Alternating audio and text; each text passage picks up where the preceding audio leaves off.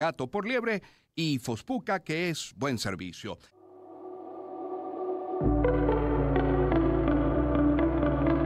Lecturas que vislumbran el acontecer informativo. Con Román Losinski.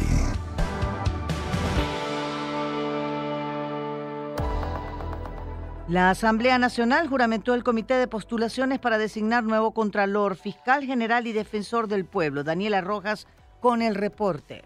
El presidente de la Asamblea Nacional, Jorge Rodríguez, en sesión ordinaria anunció a los integrantes del Comité de Postulación para elegir nuevos miembros del Poder Ciudadano. Jorge Rodríguez, presidente de la Asamblea Nacional. Diputado Giuseppe Alessandrello, quien presidiría el comité. Diputado José Gregorio Correa como primer vicepresidente. Diputada Desiree Santos Amaral como segunda vicepresidenta. Diputado José Oscar Villarruel. Diputada María Gabriela Vega. Diputada Gloria Mercedes Castillo de Durán. Diputada Nicia Maldonado. Diputada Jinkelis Vanessa Gutiérrez. Diputada Nancy Asensio. Diputado Fernando Bastidas. Diputada Carolina García Carreño, diputado Alfonso Campos Jesurún y diputado Timoteo Zambrano. La Comisión de Postulaciones para elegir a nuevo fiscal, contralor y defensor del pueblo deberá presentar en un lapso de 30 días la propuesta de quienes ocuparán los cargos correspondientes del Poder Ciudadano. Noticias que nos reseña Mundo UR. El diputado de la Asamblea Nacional, Luis Eduardo Martínez, afirmó este jueves que todas las propuestas están sobre la mesa y aún no se descarta temas en relación al nuevo proceso de diálogo que se inició desde el Parlamento. Dice, todo lo relativo a la legislación electoral venezolana y a las normas está en este momento en el tapete. Es decir, estamos considerando la totalidad de la normativa de la Constitución hasta la sentencia del Tribunal Supremo de Justicia. El parlamentario por la bancada de Acción Democrática informó que la Tolda Blanca presentó 4 propuestas que pasan por la doble vuelta en las elecciones presidenciales porque daría mayor soporte y motivaría a consensos, abrir un nuevo registro electoral, revisar el sistema de representación proporcional electoral y la paridad de género. Comentó que algunas propuestas presentadas por otros sectores plantean la posibilidad de ir a una enmienda constitucional y la convocatoria de una Asamblea Nacional Constituyente. En Impulso, Edmundo González se reunió este jueves 10 de octubre con el ministro de Estado y Asuntos Exteriores de Portugal, Paulo Rangel, para hablar sobre la situación política que atraviesa Venezuela tras las elecciones del pasado 28 de julio. Dice, teniendo presente la importante comunidad portuguesa en el país, se afirma y se reafirma el compromiso con la libertad, la democracia y el pluralismo, y se llama al diálogo político, informó la Cancillería de Portugal en sus redes sociales, donde compartió una fotografía de Rangel y de Edmundo González. Noticiero Digital. El alto representante de la Unión Europea para Asuntos Exteriores y Política de Seguridad, Josep Borrell, descartó este jueves contestar a las descalificaciones del ministro de Relaciones Interiores, Justicia y Paz, Diosdado Cabello, que afirmó que es político, es el político más desprestigiado en Europa, según Josep Borrell. No merece que le conteste, dijo a los medios en Madrid, al ser preguntado por lo que dijo Cabello.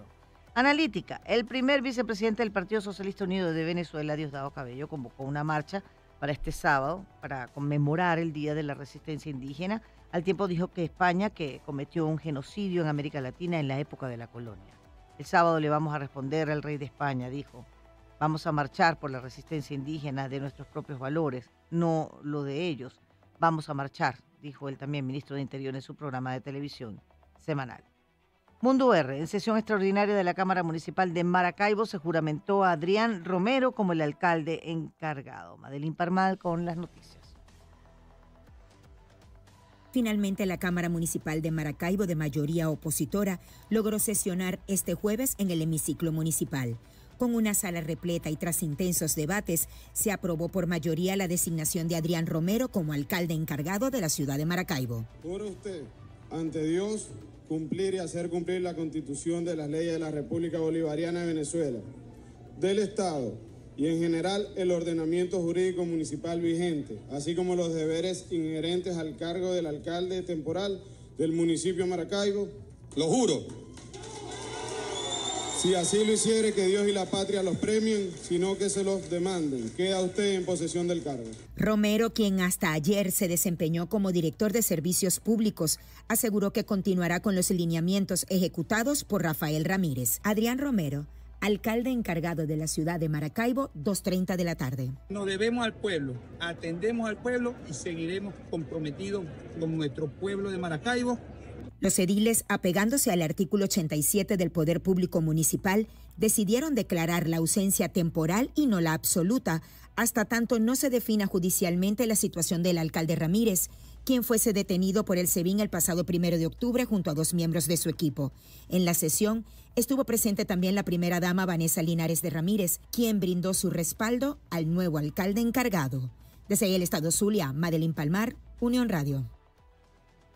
Confirmado, el partido 20 Venezuela denunció que la exdiputada Dignora Hernández, detenida desde el pasado 20 de marzo, necesita atención médica urgente por un cuadro de salud que sufre desde hace una semana.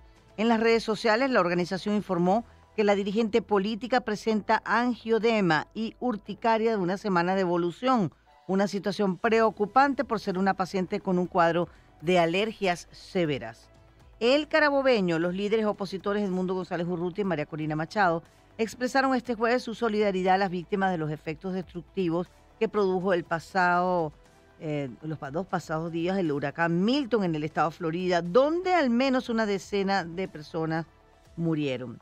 Aquellos que han sufrido sepan que no están solos. Nuestros pensamientos y nuestras oraciones están con ustedes en este proceso de reconstrucción y recuperación. Su valentía y su resiliencia son un ejemplo para todos nosotros, expresaron a través de un comunicado suscrito por ambos y publicado en redes sociales por María Corina Machado. Contrapunto. El presidente de la Asociación de Educadores Jubilados y Pensionados Unidos de la región capital, Pedro García, aseguró que una solución al déficit de docentes sería solicitar la reintegración con una corrección del monto de los salarios y prestaciones sociales y deberían pagarle doble asignación, el de jubilación y otro como docente cuando se realice el ajuste salarial. Señaló que la resolución anunciada por el Ministerio de Educación, que invita a los maestros jubilados a incorporarse para dar clases, es como un voluntariado. La resolución dice que es para todos aquellos docentes jubilados que así lo deseen, es decir, voluntario. El profesor expresó su preocupación por el déficit de docentes y resaltó que es histórico. Las universidades ya no están prácticamente graduando docentes porque, se les ha privado de un presupuesto suficiente para eso. Esa es una de las causas, dijo. Confirmado, Vladimiro Balbás, dirigente gremial de docentes del Estado Sucre, señaló que es suficiente estar solo 5 minutos en un recinto educativo para percibir el deterioro de la infraestructura y que entre el 75% y 80% de los planteles nacionales están en muy mal estado.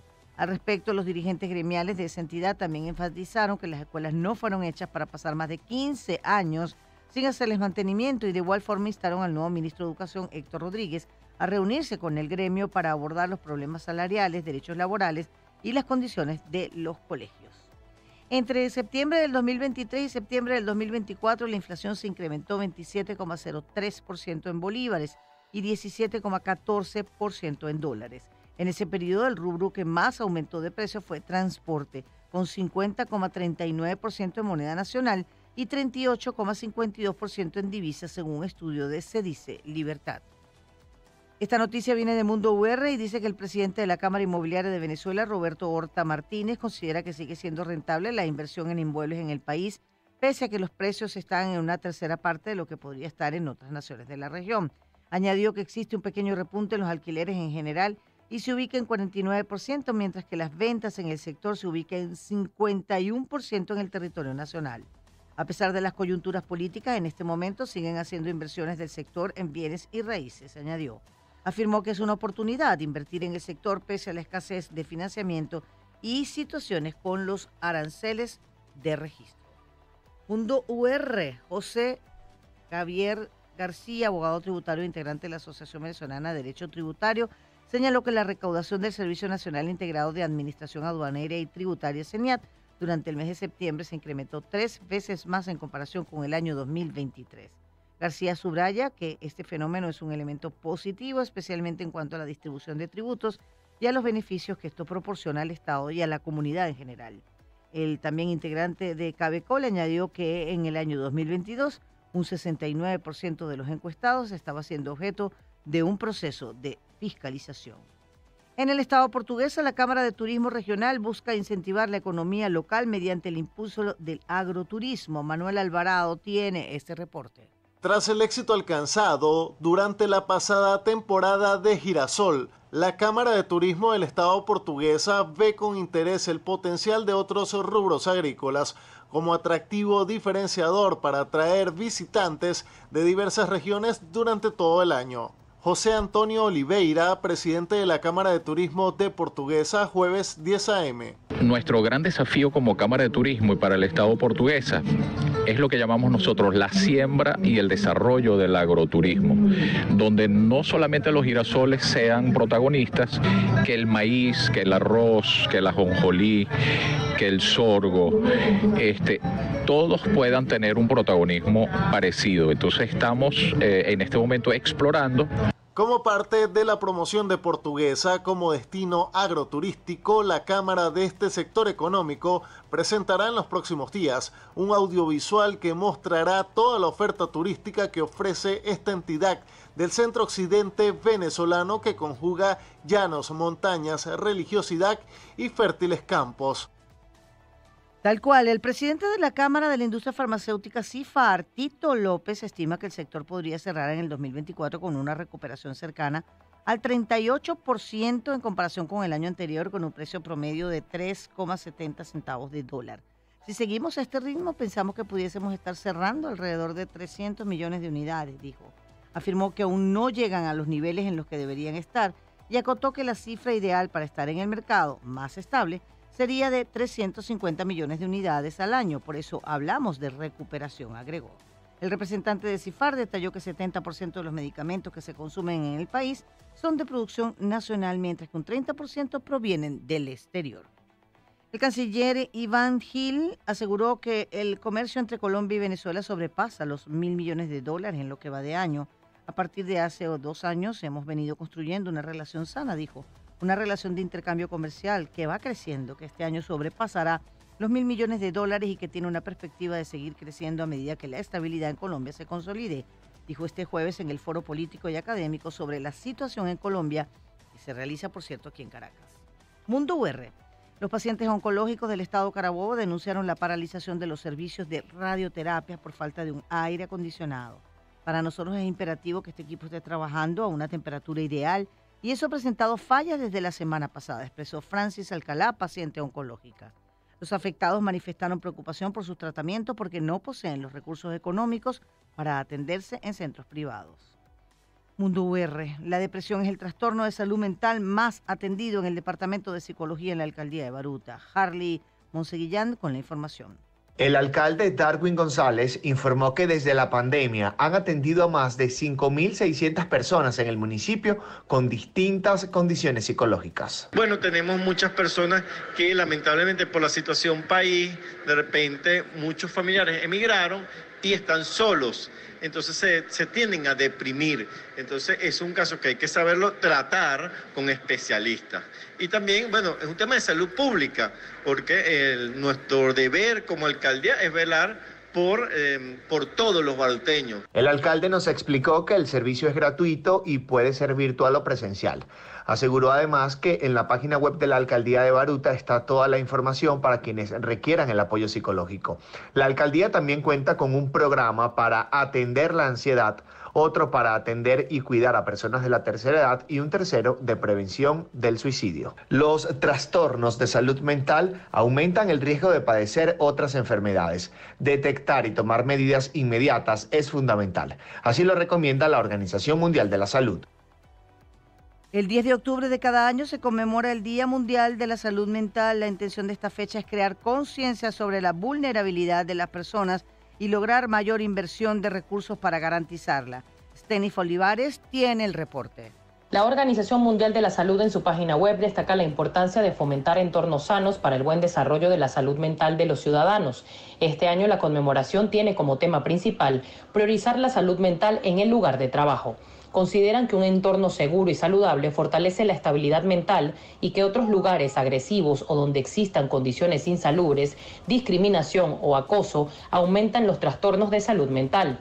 El estrés y la calidad de vida en general se ve sacrificada, reduciendo la productividad, aumentando por ende el ausentismo laboral. Para la psicóloga Yorelis Acosta es obligatorio fomentar espacios para la higiene mental y así desprendernos de ambientes tóxicos y nocivos que aumenten el estrés.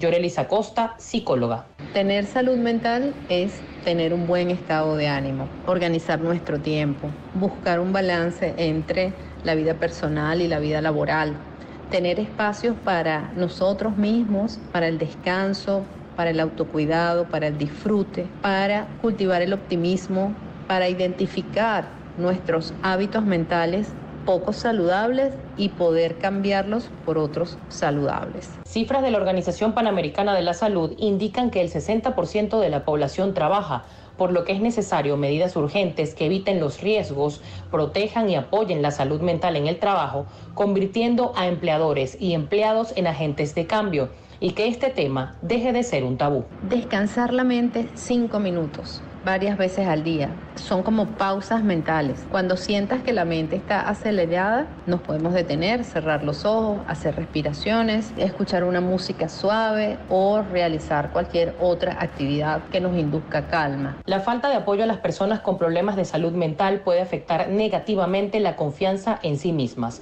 Por eso es necesario que los cuidadores y miembros de la familia no se vean afectados de manera similar, para así cambiar estos patrones y procurar un día a día saludable, armónico y por ende más productivo. Aquí en el Circuito Éxito, 6:30 de la mañana.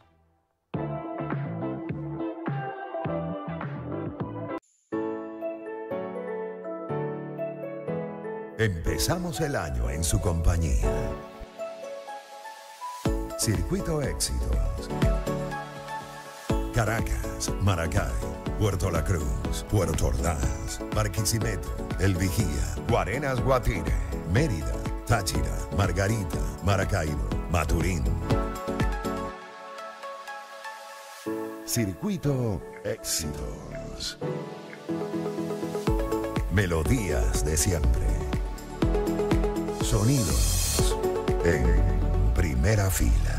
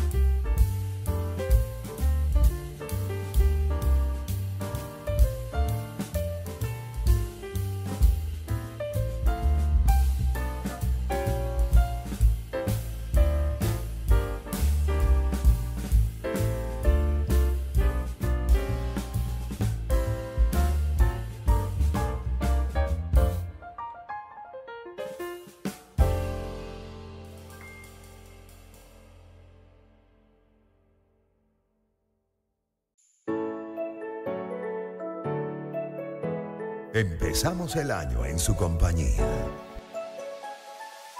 Circuito Éxitos. Caracas, Maracay, Puerto La Cruz, Puerto Ordaz, Barquisimeto, El Vigía, Guarenas Guatire, Mérida, Táchira, Margarita, Maracaibo, Maturín. Circuito Éxitos. Melodías de siempre. Sonidos en primera fila.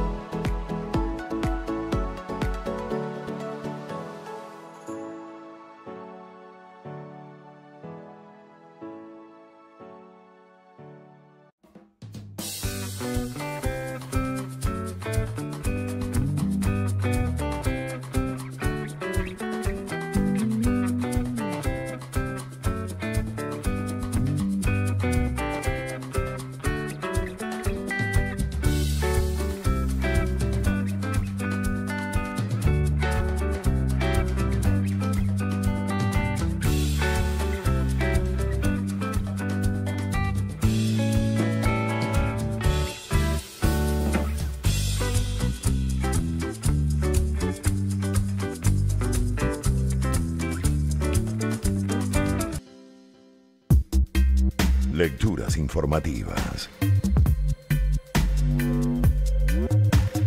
con Román Losinski. Aquí Alba Cecilia Mujica con ustedes a esta hora de la mañana, 6:38 minutos, y seguimos con más noticias. Lluvias causaron anegaciones en Punto Fijo y en Coro. El reporte con Douglas Durán, vamos a escucharlo. En el municipio Miranda de Coro, varias calles y avenidas sufrieron inundaciones y también se reportó el colapso de una vivienda ubicada en el centro de la ciudad. Henry Hernández, alcalde del municipio Miranda. Tuvo repercusión significativa en nuestras calles y obviamente pues en algunas casas. Nosotros hasta ahora no tenemos reporte de daños y pérdidas humanas. Sí tenemos el derrumbe de una casa a nivel de la calle Bolívar con calle Monzón. Se espera lluvia en las próximas 72 horas, hay que estar atentos, hay que estar pendientes. Asimismo, en la ciudad de Punto Fijo, varios sectores también registraron anegaciones y se reportaron caídas de postes y guayas de electricidad. Hasta el momento, las autoridades no han ofrecido un balance oficial sobre la cantidad de viviendas y familias que resultaron anegadas durante los aguaceros. Sin embargo, señalaron que se esperan precipitaciones para las próximas horas. Y sí, continúan las precipitaciones. Hemos escuchado hablar de tormentas tropicales en nuestro país, así que mucha atención con eso, muy atentos. En el estado Sucre, al menos 50 familias fueron afectadas por las recientes crecidas de ríos y quebradas. Ariana Ágreda con la información. Autoridades del estado Sucre mantienen el monitoreo de las zonas afectadas por las fuertes precipitaciones registradas en 3 municipios de la región. En el municipio Andrés Mata, un total de 25 familias reportaron pérdidas en enseres y el colapso parcial de sus viviendas tras la crecida del río Rivilla, que afectó a más de 7 comunidades. Miguel Jiménez y Lisdaina Calderín afectados. Primera vez que vivimos una crecida tan grande aquí del río. A las autoridades que se aboquen pues a tender la mano a las personas que fueron afectadas. Fue catastrófico, como dice, y bueno, mucho nerviosismo, muchas familias afectadas. Pedimos a los entes competentes que ayuden a la comunidad, ayuden a esas familias que fueron tan damnificadas pues. En el sector El Muco, en la ciudad de Carúpano, otra de las zonas donde se registró la crecida del río Rivilla, se inició la reubicación de las familias afectadas por las inundaciones. Y también en el estado Mérida, protectores de animales denunciaron el abandono masivo de gatos en el municipio Libertador y otras zonas de la entidad. Ade Delgado nos tiene la información.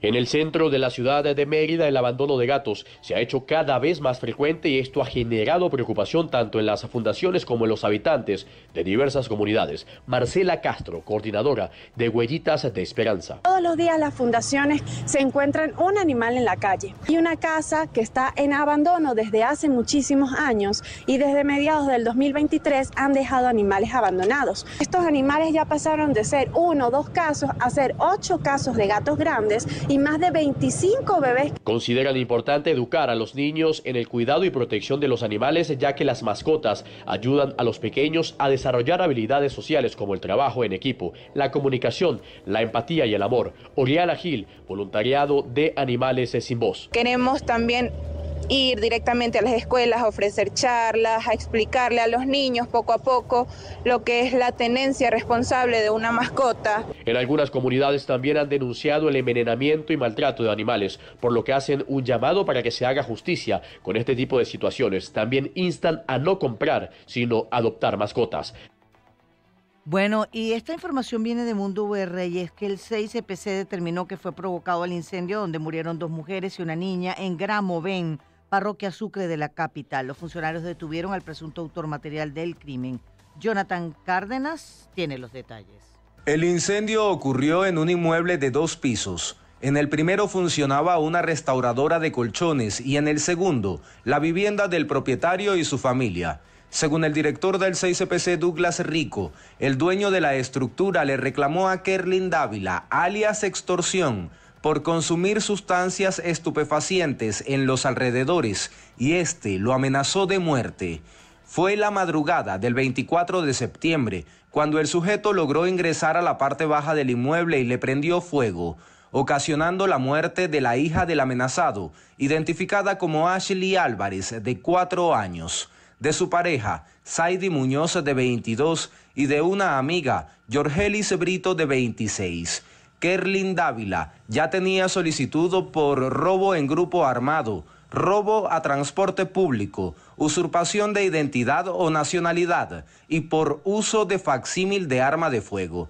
El sujeto fue puesto a la orden de la Fiscalía 36 del Ministerio Público.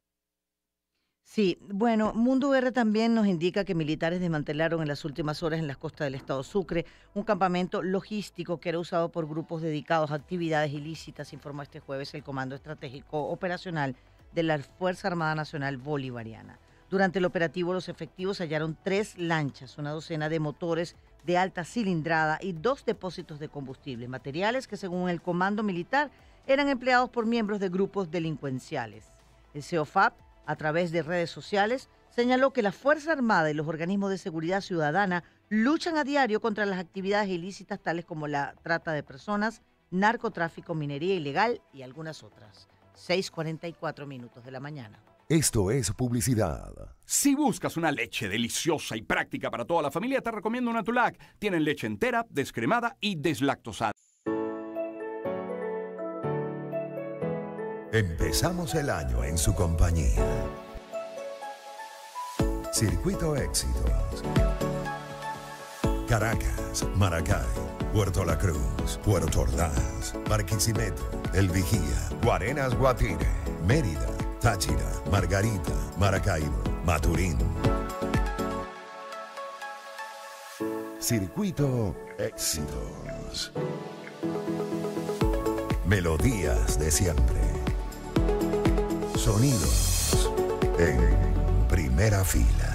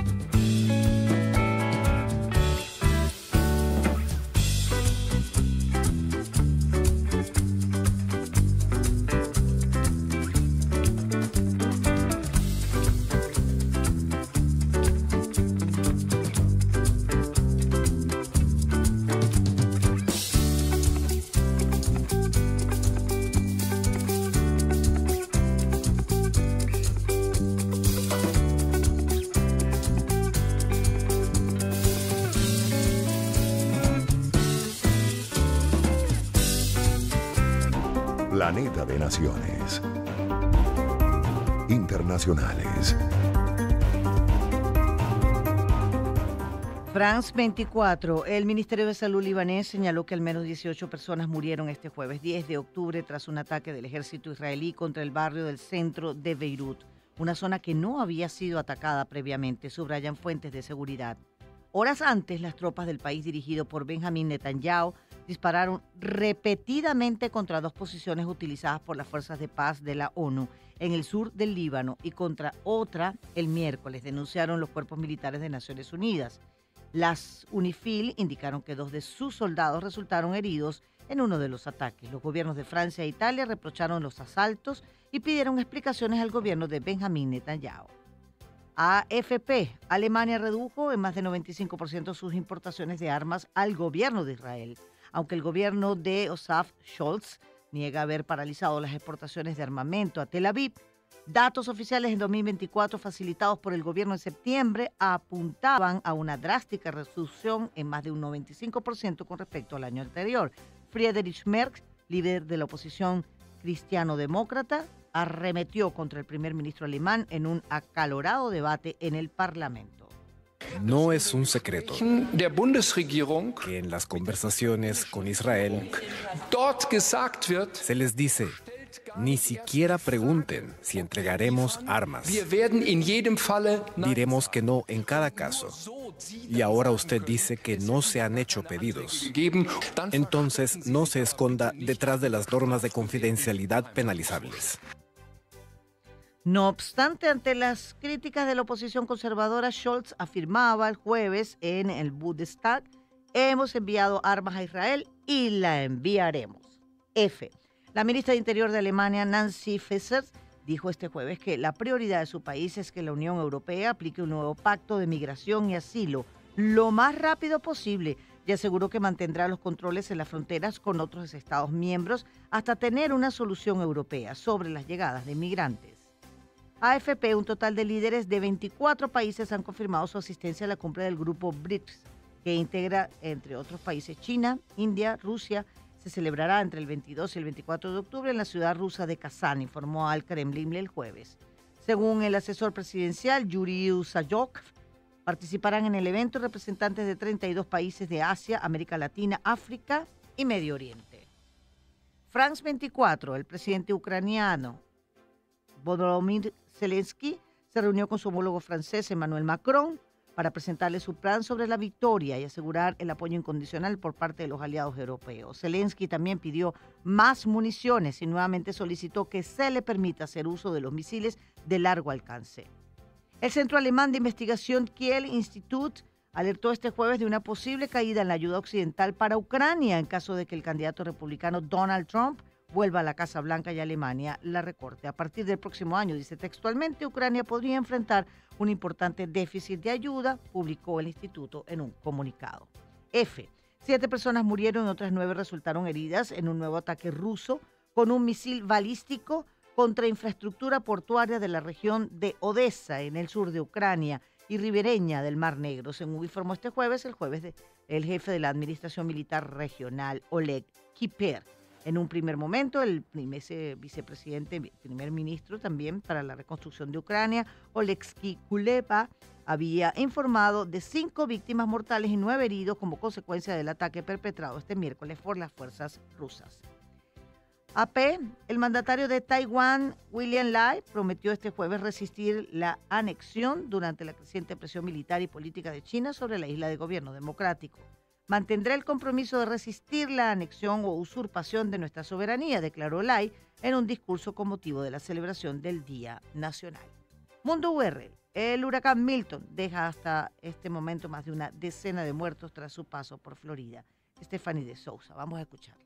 El presidente Joe Biden dijo que más de 3 millones de personas se encuentran sin servicio eléctrico y garantizó los recursos para la reconstrucción. Estamos ofreciendo los recursos que se necesitan para el rescate, recuperar y reconstruir. Biden llamó al Congreso a aprobar recursos especiales para atender a todas las zonas afectadas. Y creo que el Congreso debe regresar y aprobar esas leyes de emergencia lo antes posible, incluso después de las elecciones también, porque esto es un trabajo a largo plazo caso para reconstruir va a necesitarse muchos miles de millones de dólares. O sea que estamos luchando para que la gente reciba la ayuda que necesita en este momento y que quizás para que compren fórmula para el bebé, las medicinas. Hasta el momento, las muertes confirmadas han sido 5 en el condado de San Luis, 3 en Chitwood y 2 en San Petersburg.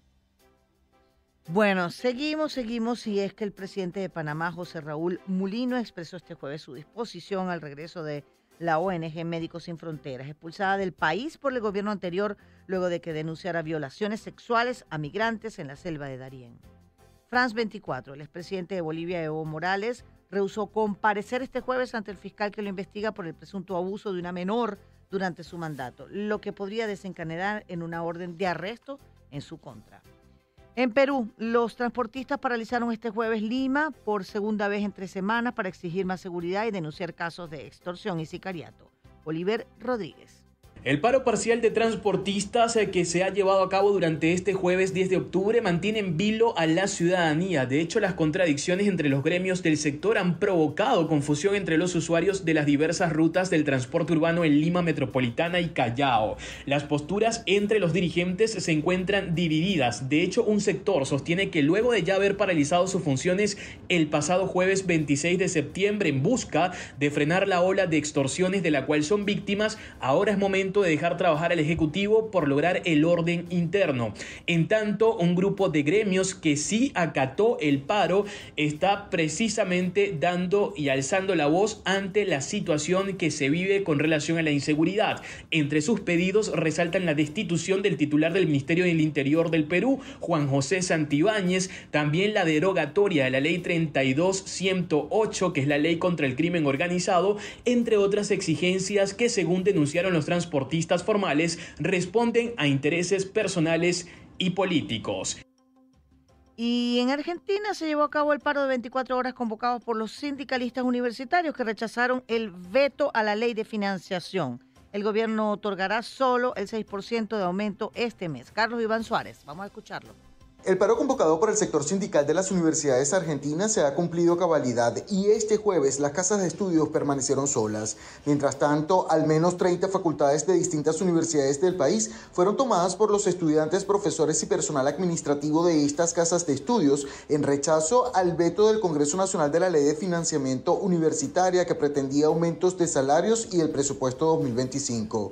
Ante esto, el vocero presidencial Manuel Adorni respondió que lo que buscan es acabar con el equilibrio fiscal que ha logrado el gobierno. Pese a la negativa de los gremios universitarios, el gobierno otorgará el 6,8% de aumento al personal docente y no docente para el mes de octubre. Informó que el 89% de los fondos que le transfirieron a las universidades públicas entre 2017 y 2022 hasta ahora no se han rendido. Se espera que a partir del próximo lunes otras universidades del interior del país sean tomadas por los protestantes, por lo que significa una escala en el conflicto universitario en Argentina.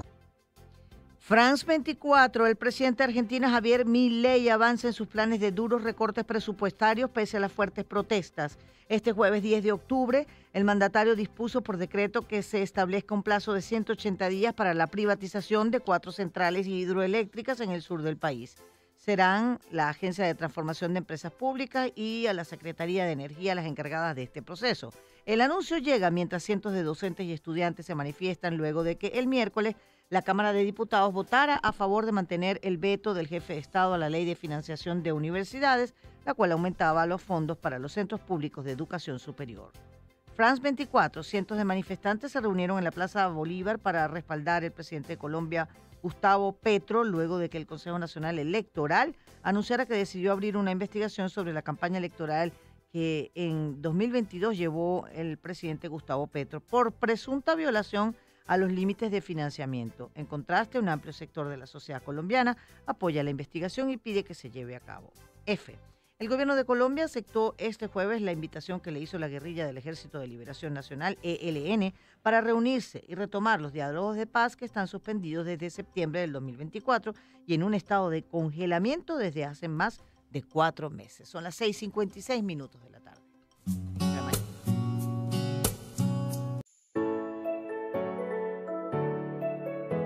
Empezamos el año en su compañía.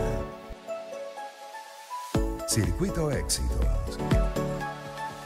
Caracas, Maracay, Puerto La Cruz, Puerto Ordaz, Barquisimeto, El Vigía, Guarenas, Guatire, Mérida, Táchira, Margarita, Maracaibo, Maturín.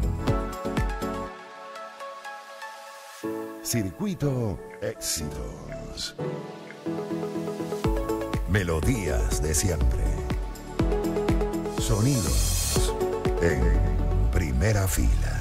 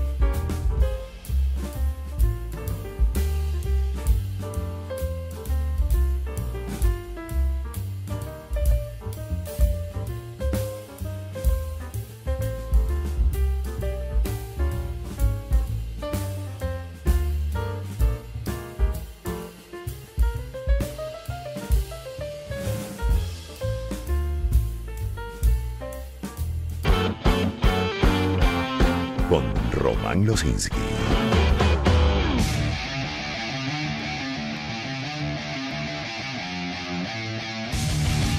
Bueno, y hoy viernes tenemos que ir con los deportes porque es que Venezuela empató 1-1 con Argentina este jueves en el marco de la jornada 9 de las eliminatorias suramericanas al Mundial del 2026 en un partido muy duro para ambos conjuntos, pero donde vimos una vinotinto, pero lucirse. Sacó Petróleo en su duelo contra la vigente campeona del mundo y bicampeona de América luego de que la lluvia convirtiera en el campo del Estadio Monumental de Maturín en un pantano. Era terrible, que volvía prácticamente imposible la práctica del fútbol.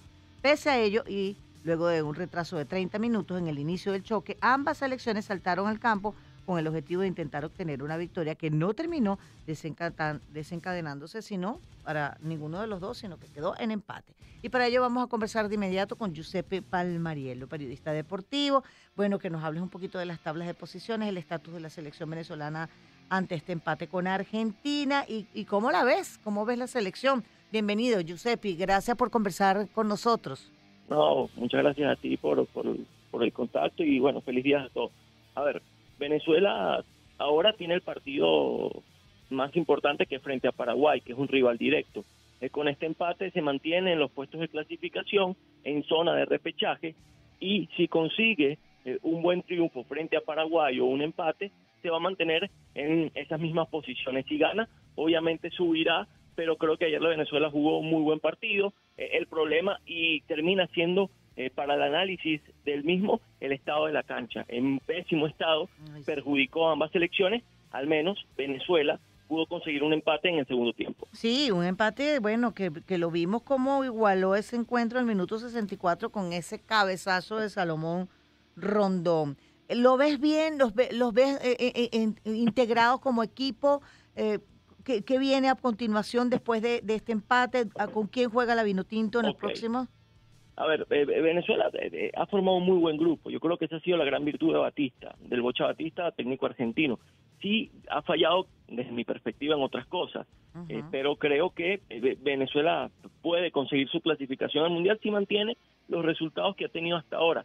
Ayer finalizó la primera vuelta de la eliminatoria, ahora irá a Paraguay, en noviembre recibirá a Chile y a Brasil. Estos 3 partidos son cruciales, porque más allá de que muchos digan que es Brasil no pasa bien, no la pasa bien. Ayer derrotó a Chile, y Brasil, y en el caso frente a Venezuela, empató como local. Es decir, que Venezuela ahora en casa tiene la obligación de al menos sumar y repetir el resultado que hizo en Brasil. Entonces, este año es importantísimo, son rivales directos.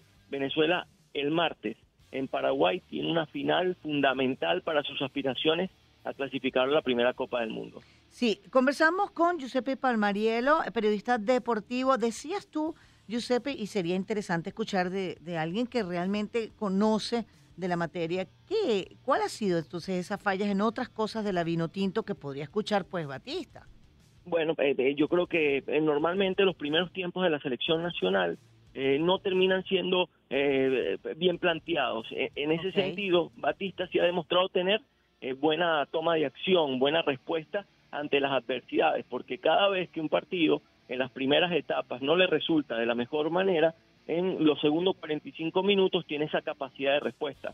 Como decimos, la debilidad que puede tener en ese primer tiempo, en el planteamiento inicial y cómo sales al campo, tiene la virtud de darle vuelta. El problema es si en algún momento esa virtud no te funciona en los últimos 45 minutos. Ayer para Venezuela, Jefferson Soteldo tuvo una muy buena jugada por el sector izquierdo, termina enviando el centro. José Salomón Rondón, al quien muchos discuten, termina siendo no solo el goleador histórico de la Vinotinto, sino uno de los futbolistas más importantes en la historia del fútbol. ¿Y por qué lo discuten? A mí me encanta.